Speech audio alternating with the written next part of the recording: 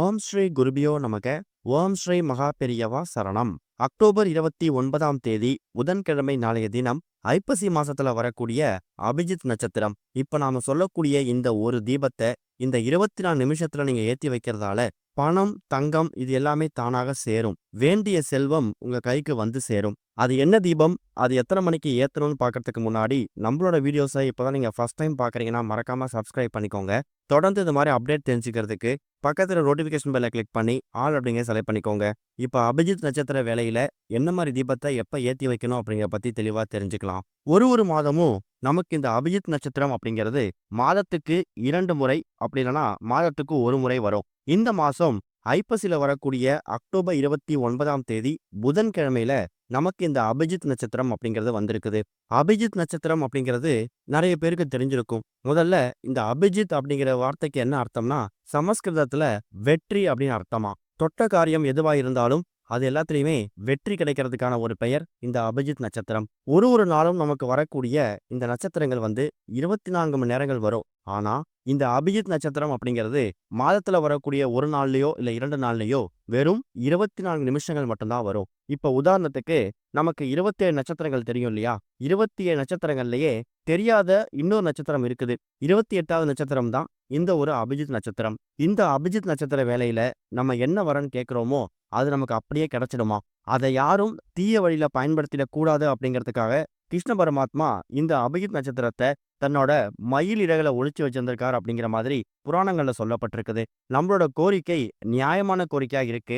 யாருக்கும் எந்த விதமான தீங்கும் விளைவிக்காத, கெடுதல்களை ஏற்படுத்தாத கோரிக்கையா இருக்கு அப்படின்னா கண்டிப்பா அபிஜித் நட்சத்திர வேலையில நீங்க கேட்கக்கூடிய விஷயங்கள் கண்டிப்பா நடக்குமா? அப்படிப்பட்ட அபிஜித் நட்சத்திரம் இந்த மாதம் நமக்கு எத்தனை மணிக்கு ஆரம்பித்து எத்தனை மணிக்கு முடியுது அப்படின்னு நீங்க தெரிஞ்சுக்கணும். பொதுவாவே இந்த அபிஜித் நட்சத்திரம் அப்படிங்கிறது உத்திராட நட்சத்திரம் முடிஞ்சு திருவோண நட்சத்திரம் ஆரம்பிக்கக்கூடிய அந்த இடைப்பட்ட நேரத்துல தான் ஒளிஞ்சிருக்குமா. அப்படி பார்த்தீங்கன்னா அக்டோபர் 29ஆம் தேதி மதியம் 2 மணி 6 நிமிஷத்துக்கு ஆரம்பிக்கக்கூடிய இந்த ஒரு அபிஜித் நட்சத்திரம் அக்டோபர் 29ஆம் தேதி மதியம் 2 மணி 30 நிமிஷம் வரைக்கும் இருக்கு. வெறும் 24 நிமிஷங்கள் மட்டும்தான் இந்த அபிஜித் நட்சத்திரம் அப்படிங்கிறது நீடிக்குது. இந்த 24 நிமிஷத்துல நாம கிருஷ்ண பரமாத்மா கிட்ட என்ன கோரிக்கையை முன்வைக்கிறோமோ அது அப்படியே கிடைச்சிடுமா. அதாவது உத்திராட நட்சத்திரத்தோட கடைசி 12 நிமிடங்களும் திருவோண நட்சத்திரத்தோட முதல் 12 நிமிஷங்களும் தான் வெறும் 24 நிமிஷங்கள். இந்த 24 நிமிஷத்தை தான் நாம அபிஜித் நட்சத்திரமா கணக்குல எடுத்துக்கணும். இன்னொரு பக்கம் இந்த அபிஜித் நட்சத்திரம் ஒரு மாதமும் என்ன கிழமையில வருது அப்படிங்கிறத பொறுத்து அதோட பலனும் மாறுபடுமா. உதாரணத்துக்கு இந்த அக்டோபர் 29ஆம் தேதியில நமக்கு அபிஜித் நட்சத்திரம் புதன்கிழமையில வந்திருக்குது. அது கூட கால பைரவருக்கு ரொம்ப உகந்த அஷ்டமி திதியும் சேர்ந்து இருக்கு.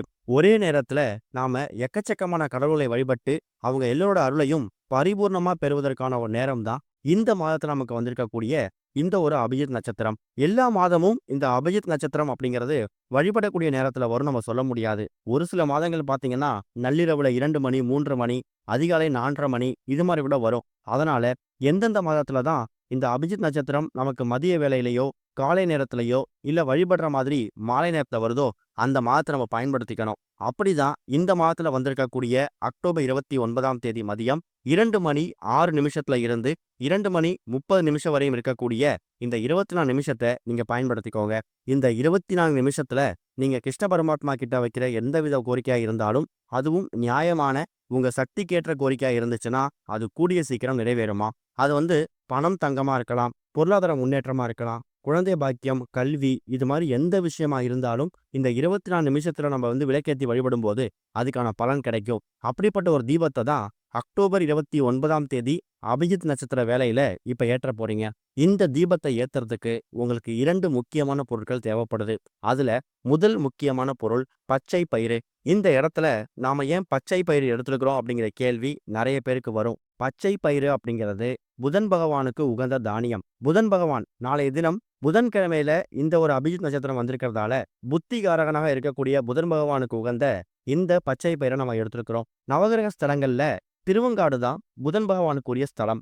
அங்க நீங்க போகும்போது 18 எண்ணிக்கையில பச்சை பயிரை தீபத்துல வைத்து அந்த 18 தீபங்களையும் புதன் பகவான் கிட்ட ஏத்த சொல்லுவாங்க. புதன் பகவான தொடர்ச்சியா வணங்கும் போது ராஜயோக செல்வ செழிப்பு ஏற்படுமா.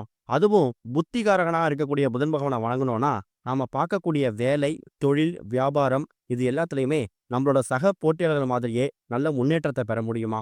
குழந்தைகளோட கல்வி வளர்ச்சி மேம்படும். இதுதான் புத்திகாரகனாக இருக்கக்கூடிய புதன் பகவானை வணங்குறதுக்கான வழிபாட்டு முறை. அதனாலதான் அவருக்கு உரிய அந்த பச்சை பயிறு அப்படின்னு சொல்லக்கூடிய தானியத்தை 1 ஸ்பூனோ 2 ஸ்பூனோ எடுத்து வச்சுக்கோங்க. அடுத்ததா பச்சை கற்பூரம். எல்லார் வீடுகள்லயும் இப்ப பச்சை கற்பூரம் அப்படிங்கிறது அவங்க வழிபாட்டுக்கு ரொம்ப இயல்பா பயன்படுத்தக்கூடிய ஒரு பொருளா மாறிடுச்சு. ஏன் பச்சை கற்பூரம் எடுத்திருக்கோம்னா கிருஷ்ண பரமாத்மா தான் இந்த அபிஜித் நட்சத்திரத்தை தன்னோட மயிலிறகுல ஒளிச்சு வச்சிருக்காரு. கிருஷ்ண பரமாத்மா யாரு? பெருமாள், திருமால், மகாவிஷ்ணு இவங்களோட அவதாரங்களை ஒருத்தர் தான் இந்த கிருஷ்ண பரமாத்மா. அதனாலதான் அவங்களுக்கு உரிய பச்சை கற்பூரத்தை ஒரு துண்டு எடுத்திருக்கீங்க. மதியம் 2 மணி 6 நிமிஷத்துல இருந்து 2 மணி 30 நிமிஷம் வரை இருக்கக்கூடிய இந்த அபிஜித் நட்சத்திர வேலையில ஒரு 5 நிமிஷமாவது இந்த தீபம் உங்க வீட்டோட பூஜை அறையில எந்த சுவாமி படத்துக்கு முன்னாடி எரிந்தாலும் பரவாயில்ல. முடிஞ்சா உங்க வீட்டுல கிருஷ்ணரோட போட்டோவோ இல்ல திருவுருவ சிலையோ இருந்துச்சுன்னா அந்த போட்டோ சிலைக்கு முன்னாடி கூட இந்த தீபத்தை ஏற்றி வைக்கலாம். அப்படி கிருஷ்ணர் போட்டோ சிலை இல்ல அப்படிங்கிறவங்க பொதுவா பூஜை அறையில மற்ற விளக்கில் எரியக்கூடிய பக்கத்துல கூட இந்த தீபத்தை ஏற்றி வச்சுக்கலாம். கூடுமான அளவுக்கு இந்த தீபத்தை அகல் விளக்குல ஏத்துறதுக்கு முயற்சி பண்ணுங்க. கார்த்திகை தீபம் நெருங்கிட்டதால கண்டிப்பா எல்லார் வீடுகள்லயும் அகல் விளக்கு இருக்கும். இல்லைன்னா கடைகள்ல சுலபமாகவும் கிடைக்கும். அப்படி அகல் விளக்கு இல்லாதவங்க போன வருஷம் வாங்கின அகல் விளக்கு இருந்தா கூட இந்த பரிகாரத்துக்கு பயன்படுத்திக்கலாம். புதுசா வாங்கணும் அப்படிங்கிற கட்டாயம் கிடையாது. இந்த தீபத்தை ஆண்கள், பெண்கள், குழந்தைகள்னு சொல்லி யாரு வேணாலும் ஏற்றலாம். வெறும் 24 நிமிஷங்கள் மட்டும் வர்றதால இந்த எல்லா பொருட்களையும் தயார் செய்யறதுக்கான இந்த விளக்கை தயார் செய்யறதுக்கான நேரம் உங்களுக்கு பத்தாது. அதனாலேயே அக்டோபர் 29ஆம் தேதி காலையில நல்ல நேரமா பார்த்து இந்த பொருட்கள் எல்லாத்தையும் வாங்கிட்டு வந்து வச்சிடுங்க. அதே மாதிரி இந்த தீபத்தை ஏத்துறதுக்கான இப்ப நீங்க வீடியோல பாக்குற மாதிரி சின்னதா ஒரே ஒரு அகல் விளக்கு எடுத்து அதுல 1 ஸ்பூன் பச்சை பயிறு, அது கூட ஒரே ஒரு பச்சை கற்பூரம் ஒரு துண்டு, அதுல திரி போட்டு நீங்க தீப எண்ணெய் விட்டு தீபம் போடணும். நெய் தீபம் போடணும் அப்படிங்கிற கட்டாயம் கிடையாது. இது எல்லாத்தையும் தயார் செஞ்சு வச்சிடுங்க. சரியா 2 மணி 6 நிமிஷம் பிறந்ததுக்கு பிறகு மதியம், நள்ளிரவு கிடையாது, மதியம் 2 மணி 6 நிமிஷம் பிறந்ததுக்கு பிறகு வீட்டோட பூஜை அறையில நீங்க மற்ற விளக்குகள்லாம் ஏற்றணும் கூட அவசியம் இல்லை. இந்த ஒரு தீபத்தை மட்டும் பச்சை பயிரையும் பச்சை கற்பூரத்தையும் போட்டு தீப எண்ணெய் ஊற்றி தீபம் போடணும். அந்த தீபம் எரியக்கூடிய அந்த நேரத்துல அந்த பச்சை பயிரோட வாசனையும் அந்த பச்சை கற்பூரத்தோட வாசனையும் சேர்ந்து உங்க வீடு முழுக்க பரவும். அது மூலயமா என்ன நடக்கும்னா பச்சை பயிர் தீபம் ஏத்துறதால திருவெண்காடுல நீங்க புதன் ஸ்தலத்துல ஏற்றக்கூடிய தீபத்தை அபிஜித் நட்சத்திர வேலையில இந்த நேரத்துல நீங்க வீட்டுல ஏத்திக்கலாம். அது மூலயமா ராஜயோக செல்வ செழிப்பு ஏற்படும். உங்க கணவரோட உத்தியோகம், பார்க்கக்கூடிய வேலை, வியாபாரம் இது எல்லாத்துலயும் நல்ல முன்னேற்றம் கிடைக்கும். குழந்தைகளோட கல்வி மேம்படும். அதே மாதிரி அந்த பச்சை கற்பூர வாசம் வீடு முழுக்க பரவும் போது எந்த ஒரு அபிஜித் நட்சத்திரத்தை கிருஷ்ண பரமாத்மா தான் மயிலில் ஒழிச்சு வச்சிருக்காரோ அந்த நேரத்துல கிருஷ்ண பரமாத்மாவுக்கு உரிய அந்த பச்சை கற்பூரத்தை அந்த வாசனையை வீடு முழுக்க பரவும் போது அந்த கிருஷ்ண பரமாத்மாவே உங்க வீட்டுக்குள்ள ஆதிக்கம் செலுத்துவாரு.